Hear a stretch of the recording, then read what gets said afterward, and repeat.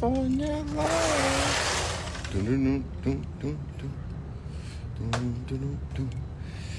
California knows how to party.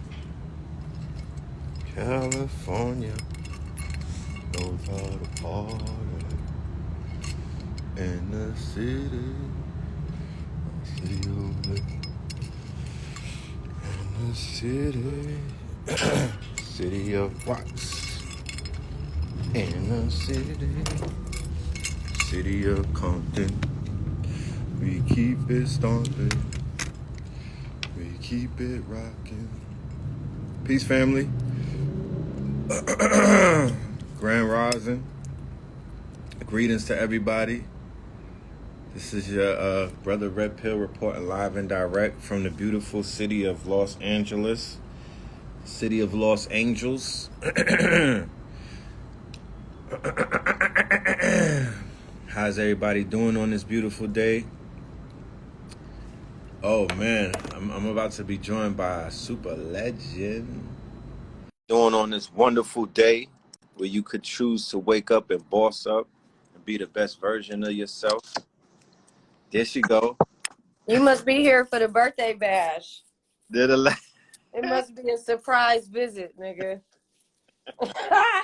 Nigga must be surprising me for my birthday. That must be the case. Yeah, I'm here early. I'm getting it in on an early tip. What's up? How you doing? I said, wait, hold on a second. I already said, wait, hold on a second, and then you said LA because you said the beautiful city. I said, don't let this nigga say LA. Right. You felt the LA vibes. You was like, wait a minute. This don't look like no Atlanta shit right here. This nigga's on the back porch smoking a doobie. Yeah, I'm in your city. Yeah, I got Beautiful. Okay, you in the city. You out here? Man, I'm the West Coast wave goddess. You better stop playing with me. I already know. They told me when I got to the airport that you was already in town. You know what I mean? I already know who you talking about, they telling all my business. Well, no, sentence. Everybody know where Lizzie be at. You know what I'm saying? You got to check. You know how they got the flight boards? I checked the board to see if Lizzie was in L.A. Oh, okay, she's in L.A. Not in Cabo, not in Ibiza. You know what I'm saying? She's in L.A. Ibiza is on my list. Yo, I was downtown yesterday. Downtown New York is like, fuck. I mean, downtown Los Angeles is like New York, bro. That shit is gothic as hell. Now, that's interesting because I was downtown yesterday because my studio down there and my favorite vegan restaurant is down there. And I was there the night before when all the shooting shit was happening. On Spring. I heard about that's right there. And then I was getting my hair done and they had the news on, of course. And they said 4 people shot downtown LA and it was the block. It was right there on the Blizzy. They pulled up with the Glizzy and let them have it. See, I can't do that downtown shit. But sunset, you got to get out of there. That's sundown town. Right. Yeah, there's this spot. You go to Wild Living? Of course. With the bowl. Oh man, I'm hosting Taco Tuesday there for my birthday to start the birthday week off on Tuesday. Pull up 9 p.m. Lit. Okay. Lit. All right. Yeah. Okay, so you're gonna be around for a little bit or just a sec? It depends. We'll talk about it. Okay, it depends. I like that. So you're gonna have to come meet me in my hometown tomorrow then. Okay, Lamert. Yeah. I'm pulling up.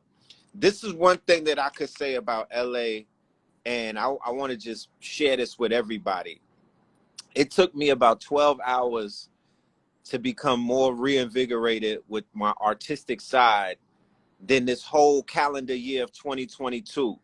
Like, it took me 12 hours in LA to reawaken the inner child inside of me that wants to do art. And for the whole calendar year 2022, I was searching and looking for that spark, and I couldn't find it. But this is a very artistic town. I love the vibes, yo. Okay, you couldn't find it, so you never found it? No, I found it in LA. Okay. I landed. 12 hours later, I was like, yo, I want to fucking come out here and do my art. Like I wanna get on some art shit. Like I'm inspired just by moving around and seeing how this town is, how people are creating and living their life. And there's people out here creating great lives for themselves just by being artists. I love that you said that. A lot of my friends who are doing big music shit just moved here in the last month, and they all been reaching out to me because I've been building the Zen and Kush Records, Zen and Kush Management. You're familiar with Rock Nation Management, Yes. Zen and Kush Management, I love and a lot of those artists been in LA, and I love it. This is my home. This is where I grew up, and there's a lot of, I have this interesting relationship with the city now, just because I be all over the world. But right. are some truly magical secret spots in LA. It's a couple places, depending on, when we can make the connections and what our schedule looks like, that I want to take you. Because there's some places where I'm like, oh, you would only know about this place if you know about this place. Right, definitely. And that's what I've been seeing. It's a lot of if you know type of areas out here. And every place that I walked into, it was a lot of love. You feel me? You'd be amazed how far Instagram and the internet could get you. Oh And yeah. there just was a lot of creativity. You know what I mean? There just was a lot of creativity. And I'm like, fam, this is what I need. I need this type of, and I'm not saying that I'm not inspired other places, but I'm just the vibe that I'm getting out here. I was in the bookstore, man, Yeah. ready to move into the damn bookstore. It was so much Okay. shit in. I love that for you. I love that for you, Brad. Okay, cool. We're gonna have to yeah, we need to pull up over there together tomorrow. Right, Um, but it's a couple things going down. So I'll hit you. I just text you the other day. You text me back. I And did. now you're in my city. You're Yeah, in our yeah. Sometimes when I say I'm coming through, that's like a omen. You feel me? The way that my shit is set up, the way my body works, I just gotta pull up and then call you like I'm here. and I like that, and I appreciate that, and I respect that. I'm Right, happy that you're here. I'm always with the Vixens, so right, right. we should do something. Well, We should do a little. I'm gonna send you the flyer where I'm at today. I'm at a tattoo parlor on Melrose. We doing a master class with the brother A Rashid, and I'm out. Okay. Yeah, I'm gonna be live streaming to the worldwide audience, and we gonna be on Melrose. You know, what I'm talking about do yeah do. Send me that time. Let me guess. 333. Nah, that 222. Stop playing. 22 to 666. Okay, what you wearing? You know, I'm in that athletics. You know what I'm talking about. You know Uh, the colors. You know. I see. Those my colors right there. I'm trying something a little more playful and cute and fun and feminine, and all for me. It's still a war going on outside. You know what I mean? I got to keep the colors on. You know what I'm talking Yeah, about?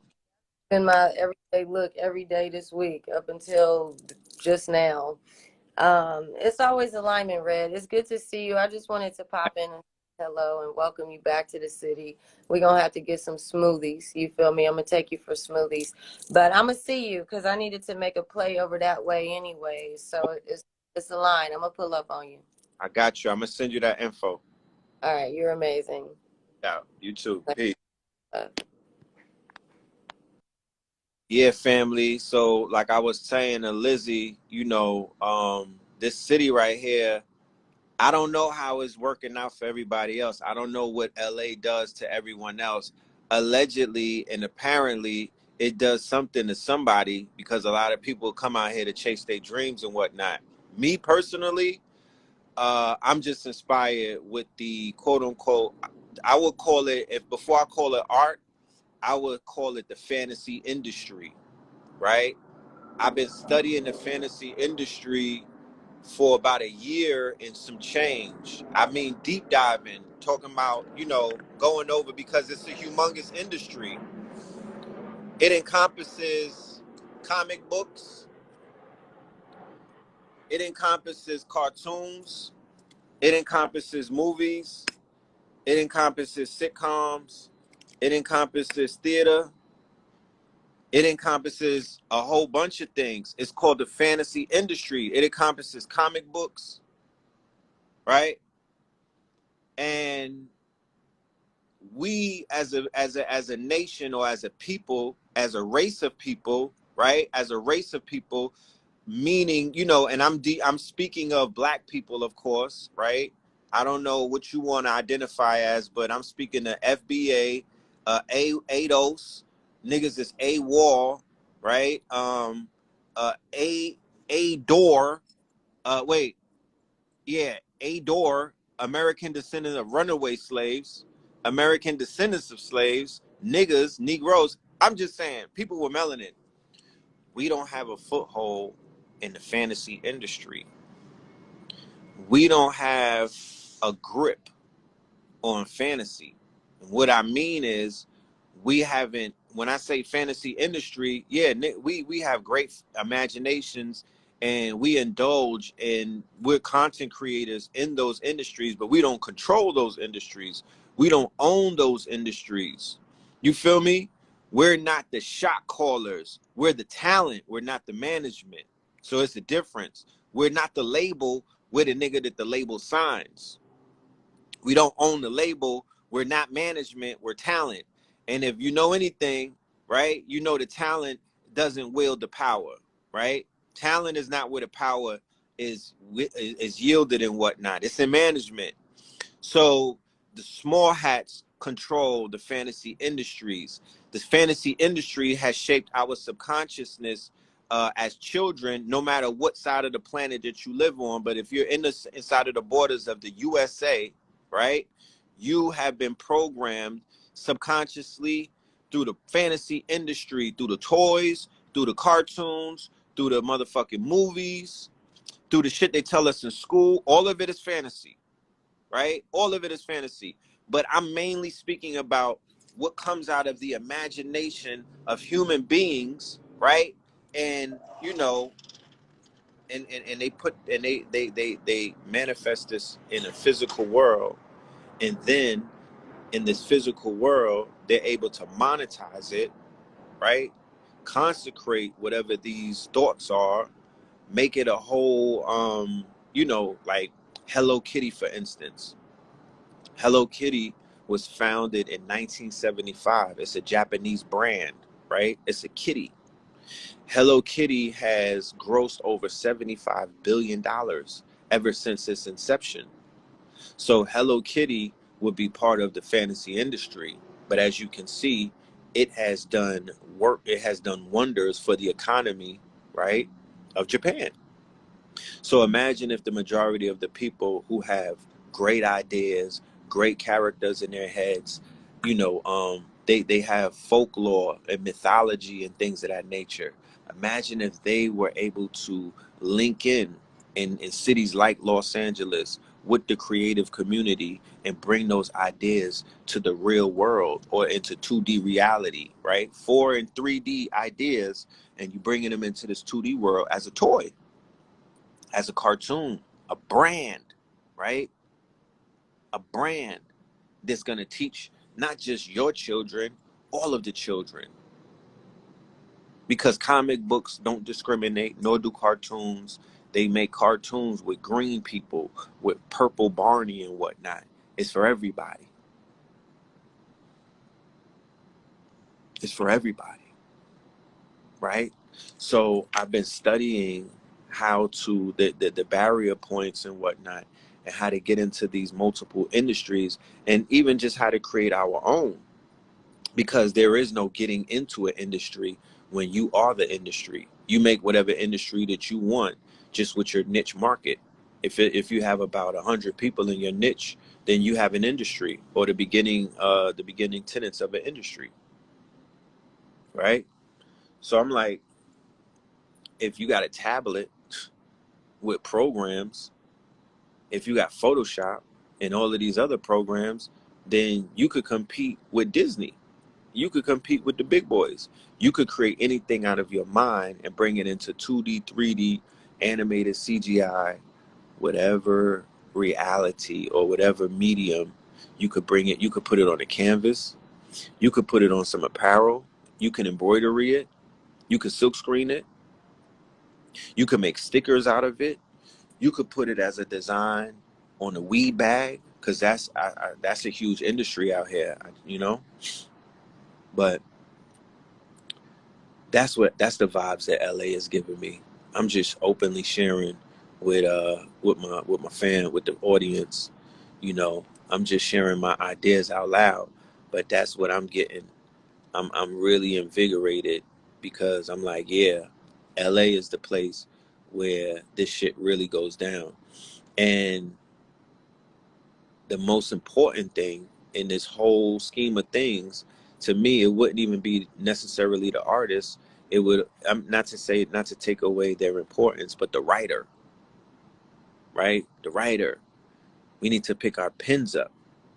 Those of us who consider ourselves to be artists and whatnot, those of us who consider ourselves to be visionaries, those of us who consider to be the creative type, we need to begin to write our realities into existence, write characters, write universes, write galaxies, write storylines, write narratives. You know, write the how does the victory even how's the war won? How do you arrive at victory? You write it out. That's why when you come to places like Hollywood, the highest paid people are the writers. You understand? Even though they had to do writer strikes and shit like that, but those are the people when the writers went on strike. As you can see, anytime the writers go on strike, shit shuts down. You know, so that's just a little bit of some advice for anybody that's out there. I'm sure somebody can use that and whatnot and make good on it, and take those jewels right there and turn that shit into a necklace. You feel me? You know. But other than that, how's everybody doing? It's out there. You said ghostwriters. Shit. Even ghostwriters don't even get the credit that they deserve. But you don't even need you don't your name, if your name is rolling in the credits, there is no ghostwriter. You're on the credits at the end of the movie. That's what matters the most, the credits. You feel me? Because if you're not in the credits, then you really technically you're not a part of it. So, as you can see in anything that you see on TV or in production, when the credits roll, there's hundreds of people that are named, because there's a lot of people, there's a lot of hands that have to basically bake that pie. You feel me? There's a lot of hands. There's a lot of you got to work that magic. So, yeah, you know, I don't know the politics of Los Angeles. I don't know how melanated people get together when it comes time to produce content or when it comes time for production. I don't know, what different cliques and circles they got out here. Like, I don't know none of that. But what I do know is that we come together for every other occasion other than a production. Why is that? That's confusing to me. I'm almost baffled by that. Let me repeat. We get together for almost any occasion, sports, right? A weekend out on the town, gambling, going to watch the fight. You feel me? Going to the pool, going to a day party, going to a brunch, going to a dinner, going to the club, going to the strip club. But we are almost allergic.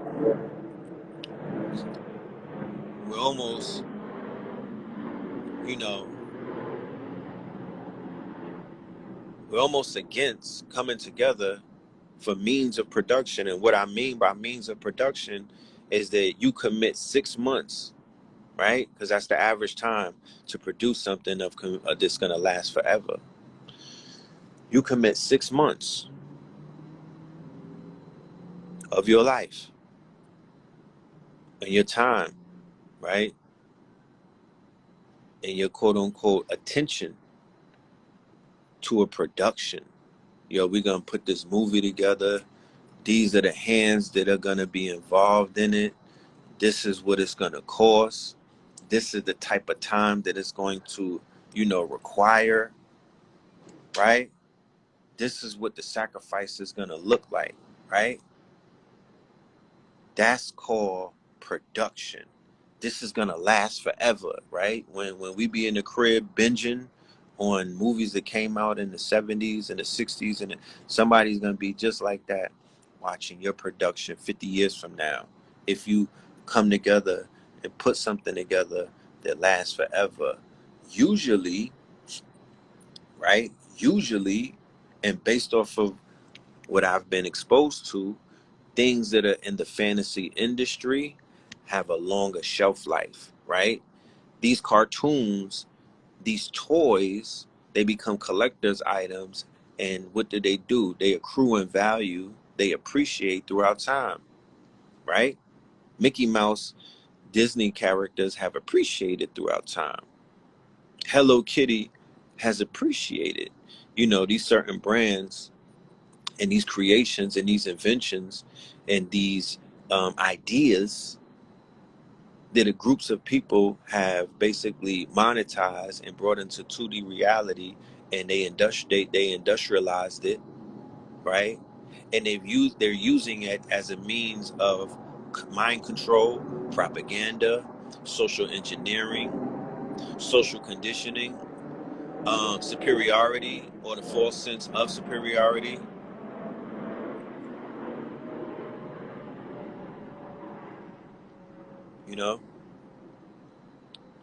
Telling lies, bluffing the people again with the mythos, with the fake out. There's a lot of that going on. But when you think about it, the characters that are created and put on script, and that script is made into a movie, right? Those characters are immortal. The comic book characters from the Marvel universe, they're immortal. The cartoons from after school 3 p.m., the cartoons that we all grew up watching, my generation, we watched a different set of cartoons from your generation, okay? So our programming, our conditioning, you know what I mean?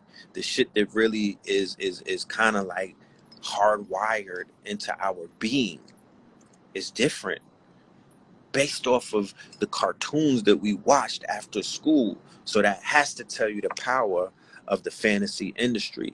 That has to tell you the power of the cartoons. I didn't even mention video games, right? All of my gamers that are out there, right? That is that the gamer nation is billions of people out there that are gamers. Fantasy industry, right?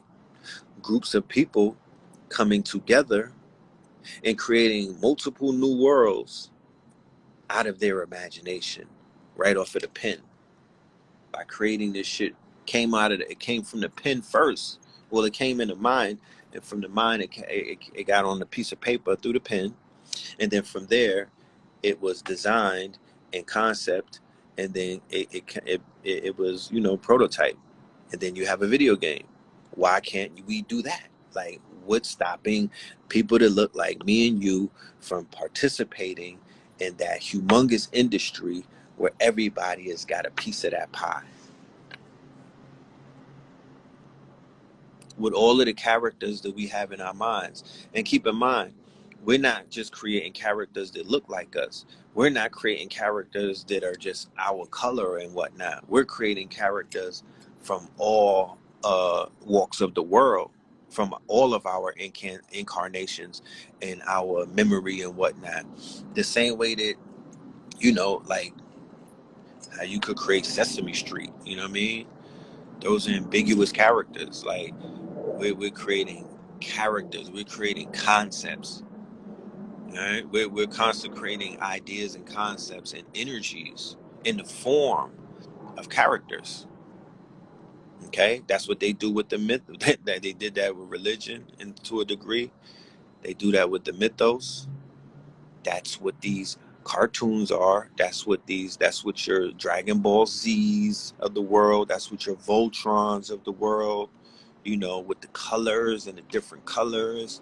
You know, Sailor Moon, based off of the different planets. We have too much information as a collective to not be multi-billionaire. Let me say that again. Let me say that again. We are too intelligent, right? Collectively, you niggas is some real smart people. Collectively, individually, it's a lot going on. But collectively, oh no, we may qualify as the smartest group of, or the smartest demographic on the planet Earth. You know what I'm talking about? On the planet Earth, we might if that means anything, but on the planet Earth, collectively, we may qualify to be at the top. We may be that 1% because what? Knowledge is power. It's not money, retard. Knowledge is power. Okay? It's not resources in the land, because if that was the case, then everywhere where somebody lives, where there's a lot of resources in the land, you niggas would be powerful and you're not. No, knowledge is power. Okay, we already made that clear. Knowledge is power, and our collective has enough knowledge to be all powerful, right? So with that being said, there's no reason why we should not be multi-billionaires on the way to being trillionaires, just based off of what I laid out right there, dealing with the fantasy industry. Before you talk about anything else, right? Before you try to gloss over that and you talk about the ills of the world and whatnot, why don't we talk about the shit that's running the subconscious programming first? Why don't we talk about your imagination, something that we all have, right? But you have to come to places like this. And then there's certain places on the planet, there's certain geographical locations where these dreams turn into reality, where you could take ideas and visions and, you know, and bring it into a whole new reality, like in a mystical way. Because when you see, when you pay attention to what's being done, there's a level of mysticism involved. You feel me? There's a level of mysticism involved in making a film. Think about it. When you do a film, how important is everything in that film? Like costume design, set design. If the shit don't look right, if the set is not proper, then the film will not even, you can't even shoot the film. You have to create, right? So people are creating whole new worlds with different sets, whole new worlds with uniforms and outfits. You know what I mean? Do you know how far you could take that shit? Do you know what you could create just with your mind by creating a film out of your wildest dreams or your wildest ideas? You feel me? So cartoons is an industry that we have not yet conquered or even stepped into. The toy industry, because I was in all of the toy stores. The Japanese got that shit on lock, and a few other people, but it's not our people. The comic book industry, they got the black comic book artists, salute to all of them, but they don't got the industry on lock like that. The movie industry, I'm sorry, I know Tyler Perry is the man of the hour, but yeah, we not making fantasy movies. We're not conquering the movie. We're not Afrofuturism. We're not making Afrofuturistic movies, big movies like that. I'm sorry. And for the video game industry, I know that y'all love y'all some Grand Theft Auto. I was just saying that AA yesterday, it's crazy how the world has terraformed into Grand Theft Auto. Especially the big cities like New York and LA. Like LA has terraformed into the video game. So you'll be walking the streets and you might see somebody get carjacked, or you may see somebody do some crazy shit that you see in those video games happen while the game is playing. And it's almost normalized now to a degree where it's like it's in real life. Like John Wick is in real life type shit. Like Grand Theft Auto, Call of Duty. These things have almost terraformed the real world. But anyway, we don't have our video game, and we haven't locked down the video game shit. We don't have no definitive video games. We're not producing and developing multi-billion-dollar video game production companies. We haven't even touched that shit. We niggas is out here acting like we the best thing since sliced bread. As a we haven't even penetrated. We just making music, damn near. We're just making music. So that's interesting. We could vertically integrate all of these things, right? We could vertically integrate all of these things, all of these industries, from the toy making to the cartoons, that we'll be, to the everything could be vertically integrated and everybody can eat, because everybody has the skill set to do it and everybody has access to the resources to get this shit done. So like I said, the comic book industry, if we would just start with the cartoons, comic books, toys, video games, you don't even got to jump into the movies right away. You conquer those, you talking about opportunities out of this world. And now you're introducing, you're disrupting all of these industries by doing what? By you creating the golden age, or a renaissance, right? When you disrupt the industry and you upgrade it, you create a renaissance. So just think about that.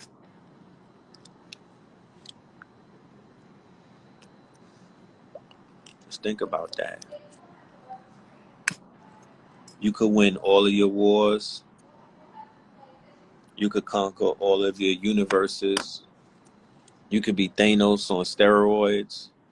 You could be in Wakanda forever. Then these little children, when they're growing up and they being programmed and whatnot, because they're gonna get programmed. Netflix kids and Hulu and all of these and Amazon Prime, and YouTube kids and whatnot, they have a lineup of programming and content to program our babies, right? At least it ain't as bad as Nickelodeon back in the days with the Teletubbies, but they got a lot of different titles and whatnot.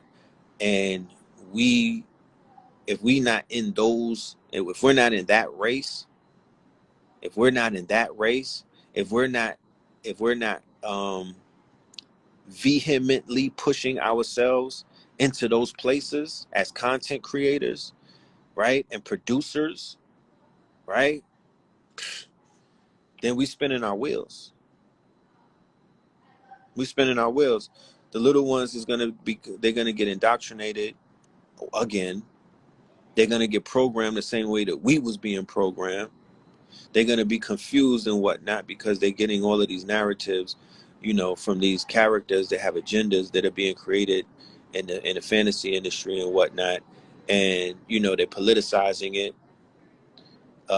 It's agenda heavy, and it don't really serve the purpose for people who are vibrating on frequencies such as you and me.